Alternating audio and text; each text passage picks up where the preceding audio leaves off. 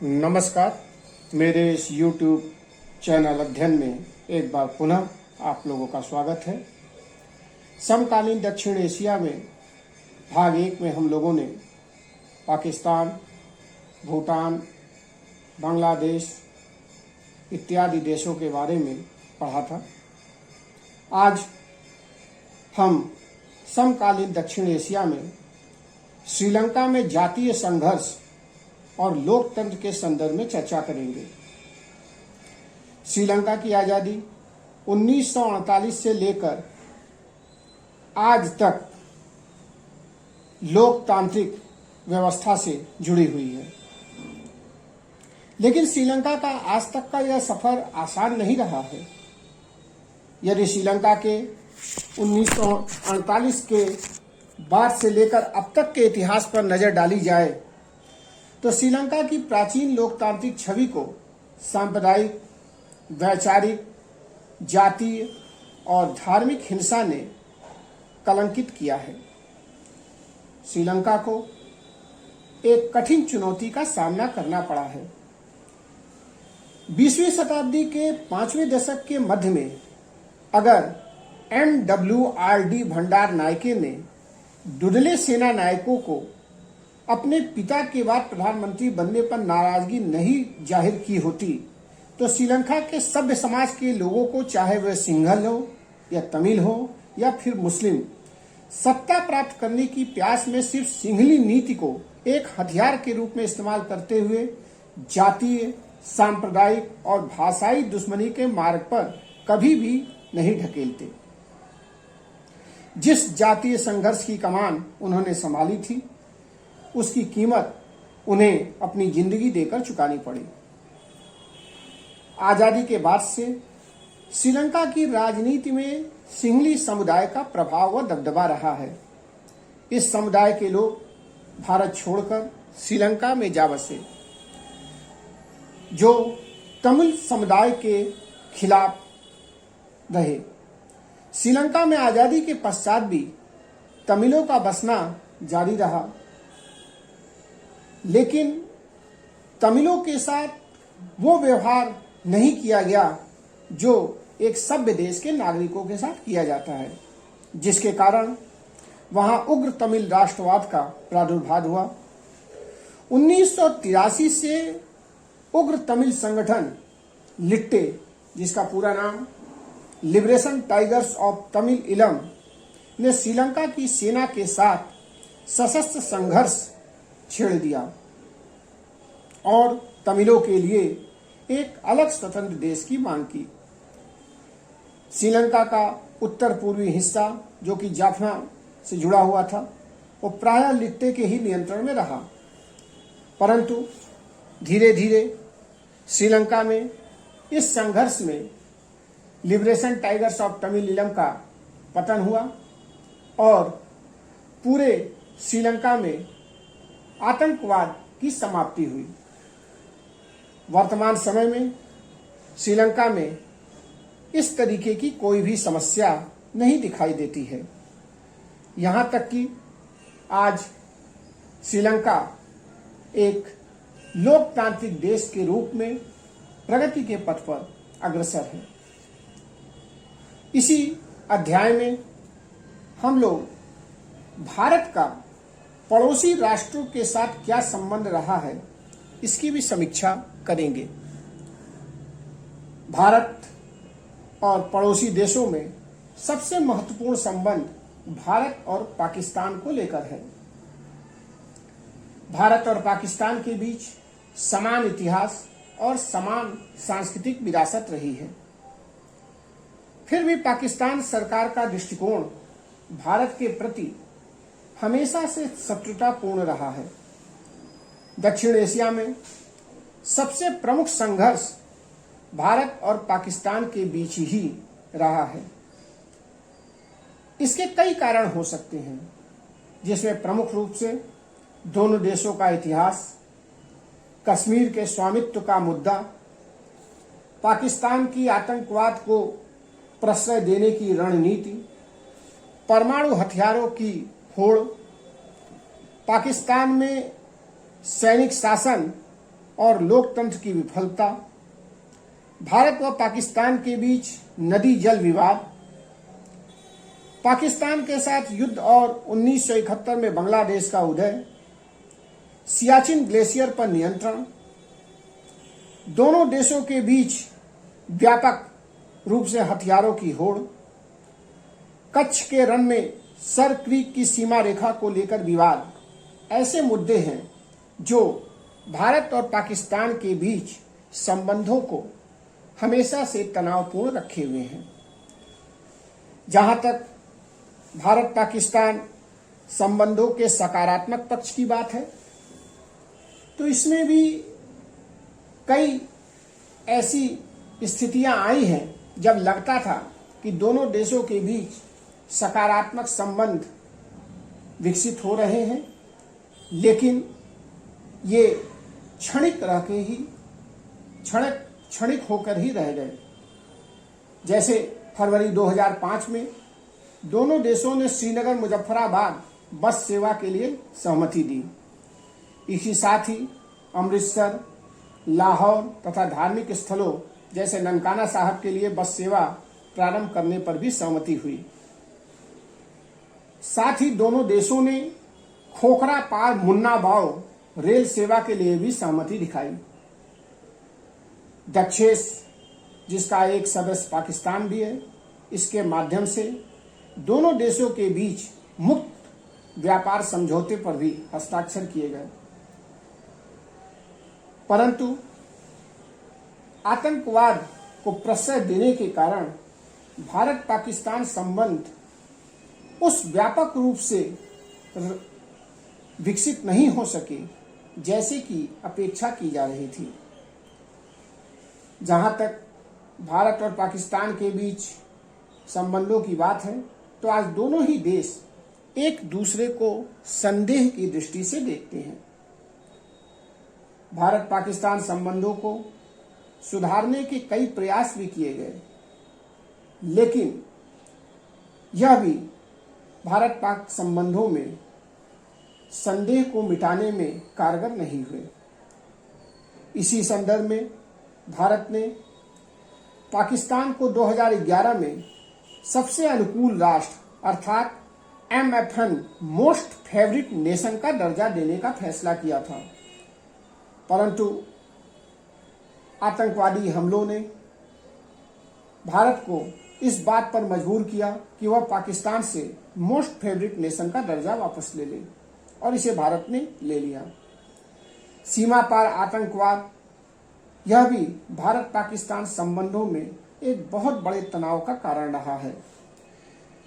इस तरह से हम देखते हैं कि आजादी के बाद से लेकर भारत पाकिस्तान संबंधों में हमेशा से ही संदेह, संशय, परस्पर एक दूसरे के विरोध की रणनीति और राजनीति रही है। अब हम भारत बांग्लादेश संबंधों की भी समीक्षा करते हैं।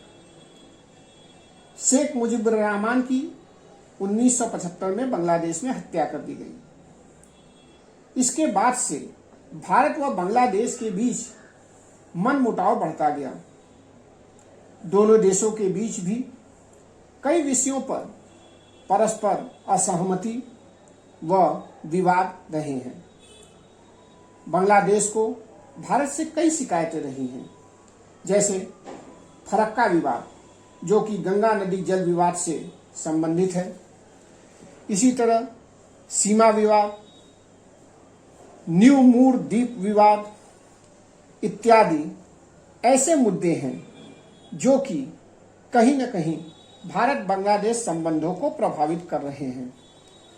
जहां तक फरक्का विवाद की बात है, तो बांग्लादेश की राजधानी ढाका में हुए अंतरिम अल्पावधि समझौते के तहत 1974 में यह निर्धारित हुआ था कि भारत कोलकाता बंदरगाह के लिए एक फीडर नहर के माध्यम से निश्चित मात्रा में जल लेगा। लेकिन इस समझौते के बाद भी भारत फरक्का से गंगा के जल का मनचाहा प्रयोग जारी रखे हुए था। इसी मुद्दे पर 1976 की वार्ता विफल रही, क्योंकि बांग्लादेश ने संयुक्त राष्ट्र संघ में इस विवाद का अंतर्राष्ट्रीयकरण करना शुरू कर दिया। जबकि भारत का मानना था कि यह मामला द्विपक्षीय है और इसका अंतर्राष्ट्रीयकरण नहीं होना चाहिए।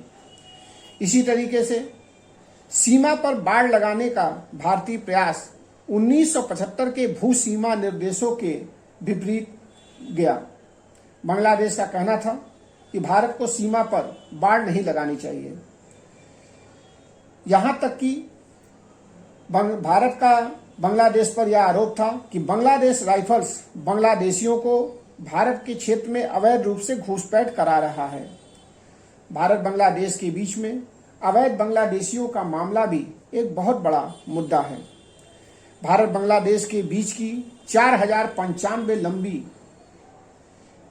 सीमा का 272 किलोमीटर हिस्सा असम के साथ लगता है। असम के साथ लगी सीमा पर कंक्रीट के खंभों का निर्माण नहीं हो पाया है। यहां तक कि 1970 में न्यू मूर द्वीप, जो कि भारत के अधिकार क्षेत्र में शामिल है, भारत के भूभाग के अत्यधिक निकट है। लेकिन बांग्लादेश ने इस मुद्दे को 1978 के बाद उठाया। तब से यह दोनों द्वीप दोनों देशों के बीच गतिरोध का कारण बना हुआ है। यहां तक कि भारत और बांग्लादेश के बीच कुछ सकारात्मक पक्ष भी दिखाई देता है। यहां जैसे कि 2011 में सीमा मामले के निपटारे को लेकर दोनों देशों के बीच सहमति हो गई। इसके तहत दोनों देशों ने एक दूसरे के इलाके में स्थित 162 एनक्लेव्स मतलब बस्तियों की अदला बदली की। यहां तक कि 3 बीघा जमीन का जो मामला था वह भी बांग्लादेश के साथ सुलझा लिया गया। पिछले 20 वर्षों के दौरान दोनों देशों के बीच व्यापार में भी बहुत बढ़ोतरी हुई। 1996 में भारत में बांग्लादेश से आने वाली 13 प्रमुख वस्तुओं को आयात शुल्क से मुक्त कर दिया गया था। 2011 में अन्य बहुत सी वस्तुओं को भी आयात शुल्क से मुक्ति मिली। बाढ़ और तूफान की स्थिति में दोनों देश एक दूसरे के साथ मिलकर सहायता करते हैं। अब हम भारत और नेपाल संबंधों की समीक्षा करते हैं। भारत नेपाल सांस्कृतिक, धार्मिक और भौगोलिक दृष्टि से आपस में घनिष्ठ रूप से जुड़े हुए हैं। दोनों देशों के नागरिक एक दूसरे की सीमाओं में बिना पासपोर्ट और वीजा के प्रवेश कर सकते हैं। 1950 की एक संधि के द्वारा भारत और नेपाल ने यह घोषणा की थी कि वे किसी तीसरे देश द्वारा एक दूसरे की सुरक्षा पर किसी को हानि को सहन नहीं करेंगे। भारत ने भी सदैव नेपाल की यथासंभव मदद की है। यद्यपि भारत और नेपाल के बीच बहुत घनिष्ठ संबंध रहे हैं, लेकिन अभी हाल ही में भारत नेपाल संबंधों में तनाव दिखता है। जैसे उत्तराखंड के लिम्पियाधुरा जैसे क्षेत्रों को लेकर भारत और नेपाल के बीच तनाव उभर कर सामने आया। यहाँ तक कि दोनों देशों ने इस क्षेत्र पे अपने अधिकार की बात कही। भारत नेपाल संबंधों में यद्यपि मतभेद बहुत कम दिखाई देता है, परंतु नेपाल के माओवादियों का झुकाव हमेशा से ही चीन की तरफ रहा है। यह भी भारत नेपाल संबंधों में कहीं न कहीं तनाव को बढ़ाने का काम करता है। दोनों देशों के बीच खुली सीमा है, लेकिन उसके बाद भी कुल मिलाकर भारत नेपाल की सीमा पर शांति की स्थिति रही है। भारत नेपाल संबंधों में सकारात्मक पक्ष कहीं अधिक दिखाई देता है। दोनों देशों के मध्य व्यापार, वाणिज्य इत्यादि में अनेक समझौते हुए हैं। दोनों देशों के मध्य अनेक कंपनियां दोनों देशों में कार्यरत हैं। भारत की कई महत्वपूर्ण कंपनियां जैसे अशोक लेलैंड, टाटा एंड स्टील इत्यादि नेपाल में कार्यरत है। इसी तरीके से भारत और नेपाल के बीच आपस में एक दूसरे के नागरिकों के साथ भी सौहार्दपूर्ण वातावरण रहा है। भारत व नेपाल के बीच उड्डयन क्षेत्र में भी काफ़ी सहयोग रहा है।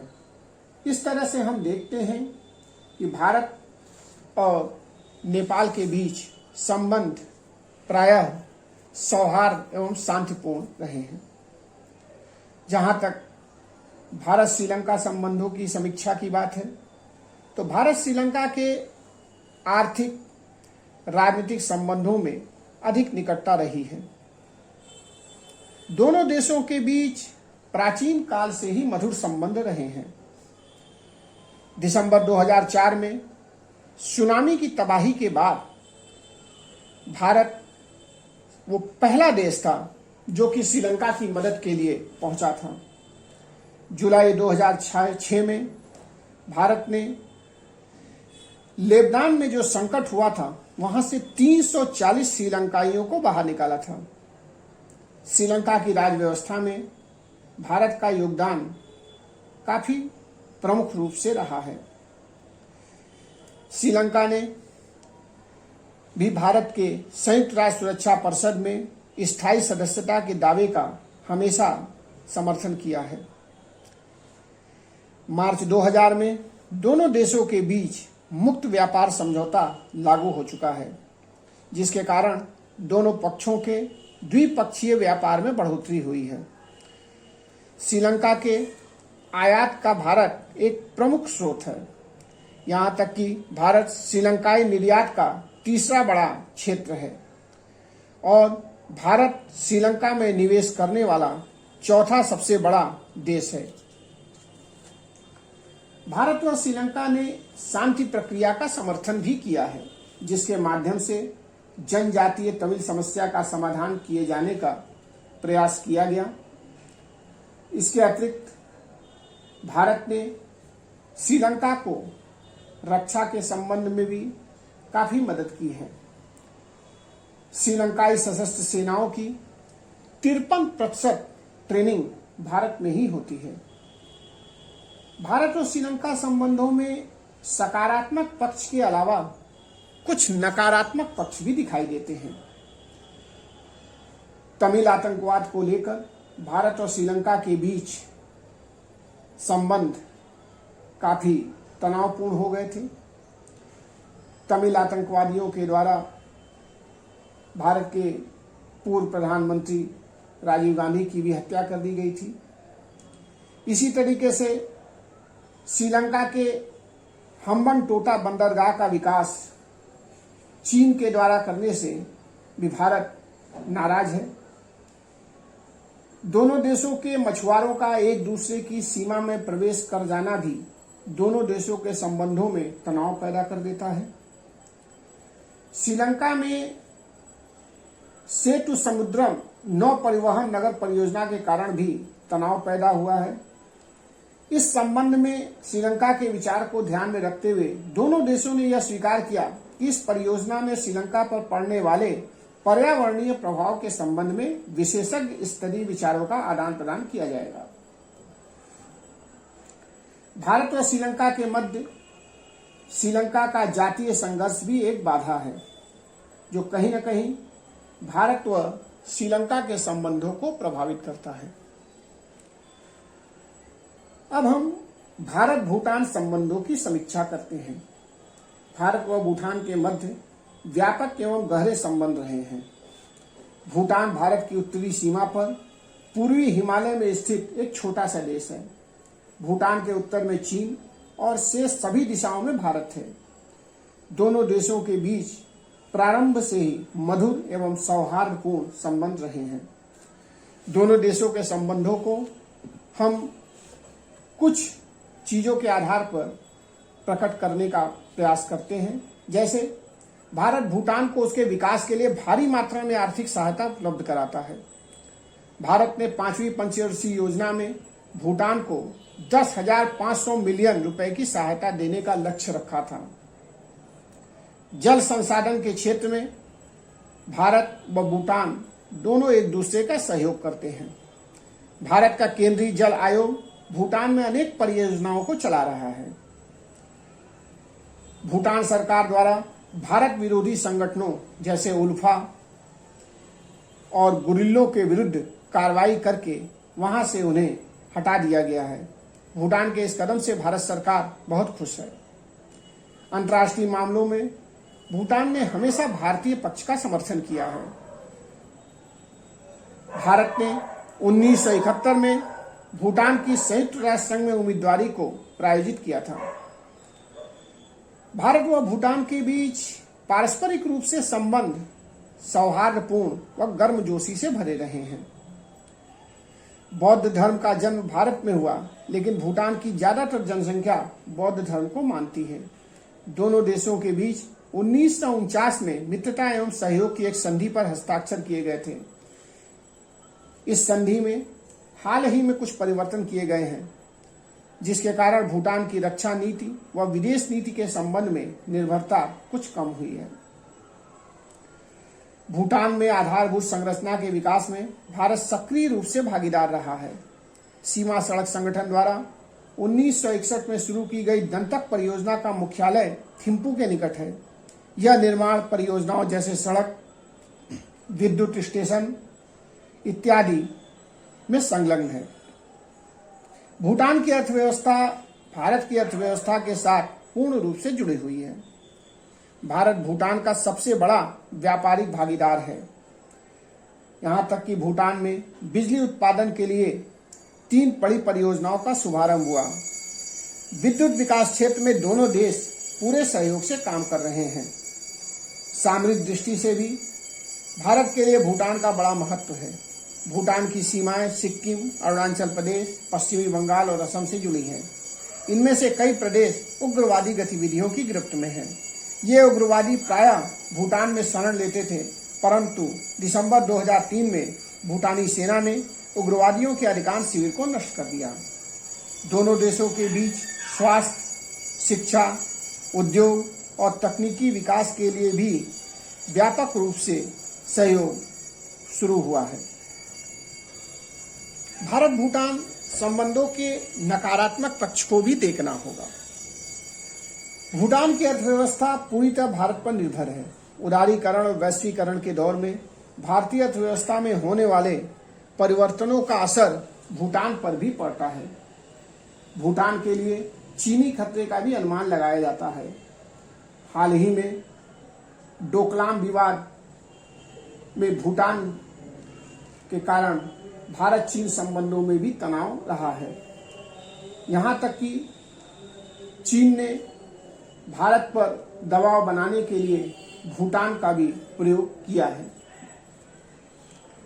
भारत और पड़ोसी देशों में मालदीव की भी चर्चा समीचीन है। ये देश समान सांस्कृतिक और भौगोलिक पृष्ठभूमि के हैं। 1988 में कुछ भाड़े के सैनिकों ने मालदीव को अपने गिरफ्त में लेना चाहा। उस समय तत्कालीन प्रधानमंत्री राजीव गांधी ने मालदीव को सैनिक मदद की और मालदीव को इन उग्रवादी गुटों से मुक्त कराया। मालदीव के साथ भारत के संबंध प्रायः सकारात्मक और सौहार्दपूर्ण रहे हैं, लेकिन कुछ ऐसे भी मामले रहे हैं जब भारत और मालदीव के बीच संबंधों में हमें तनाव दिखता है। एक तरह से यह कहा जा सकता है कि भारत के पड़ोसी देशों के साथ जो संबंध है वो 1947 से लेकर आज तक उतार चढ़ाव से भरे रहे हैं।